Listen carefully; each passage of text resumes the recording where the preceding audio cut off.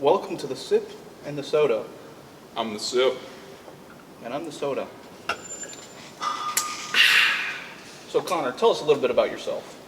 So my name's Connor Foster, and I'm from the Sip. If you don't understand the reference of what the Sip is, you're like the people of the Sip. Foolish, stupid, obese. Statistically speaking, nothing personal. It's a reference to the state of Mississippi. Yeah. One very interesting thing about myself is I'm a catcher of swamp donkeys.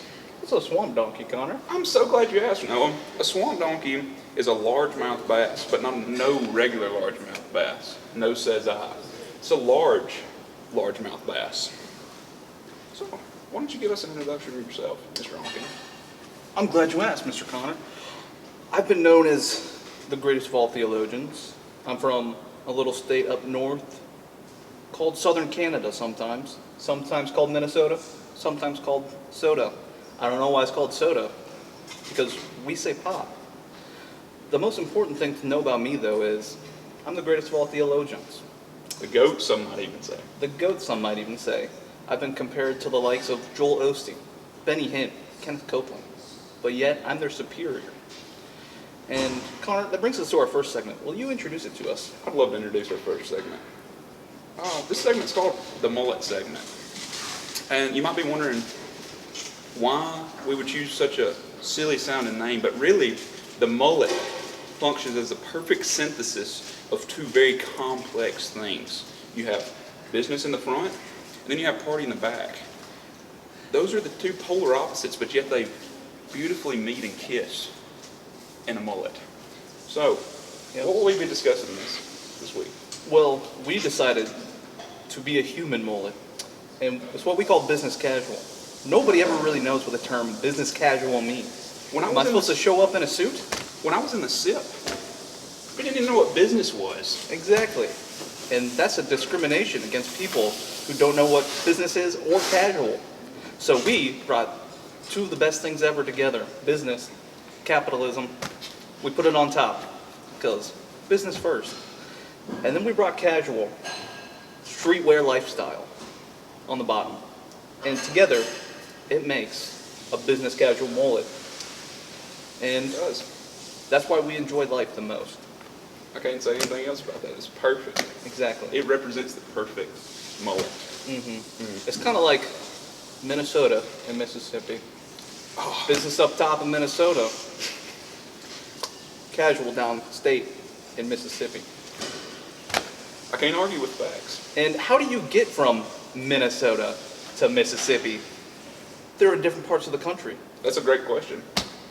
Trolleys is the answer. And that brings us to this next segment, Trolley of the Week, where we bring you the best trolley this week. And I thought we would start with the most classic of all trolleys. You've seen it in the opening to Full House, if you're that old. If you're a youngin', you might not have seen it there.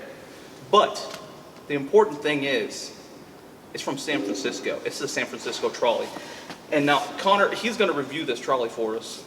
Connor, can you tell us a little bit about this trolley? Yes, I'd love to. So, fun fact about San Francisco trolleys. There's one that comes every 5 minutes.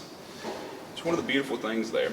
It's literally the only thing that the city of San Francisco is known for. It's trolleys, nothing else. Yeah, and you know what my uncle used to always say? What did your uncle say? Don't cry about a missed trolley. There'll be another one in 5 minutes.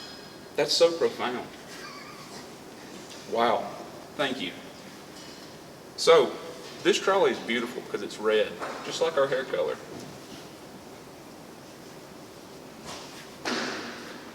Also, it's the bright star of this dreary day of San Francisco Bay. The dark clouds, everything about it, blah.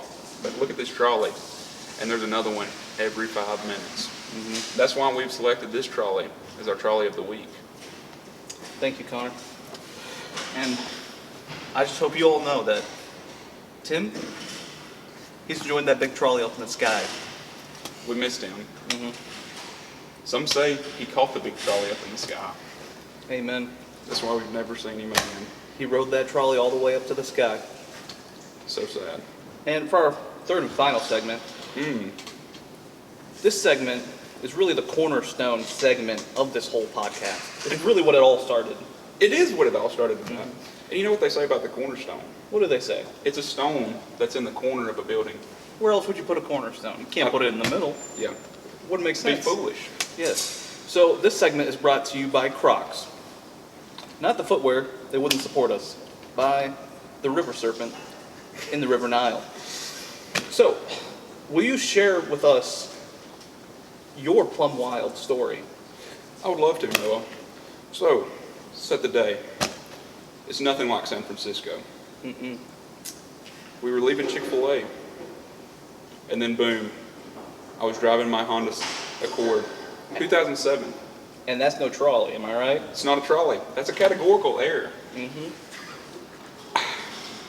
As I was leaving said restaurant, Lamborghini pulls out and wants the smoke in a street race.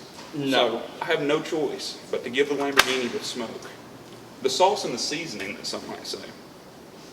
And I beat a Lamborghini in a street race for the first 30 yards. Some might say that's... Plum Wild, ain't it? And this has been a podcast with the Sip And the Sota.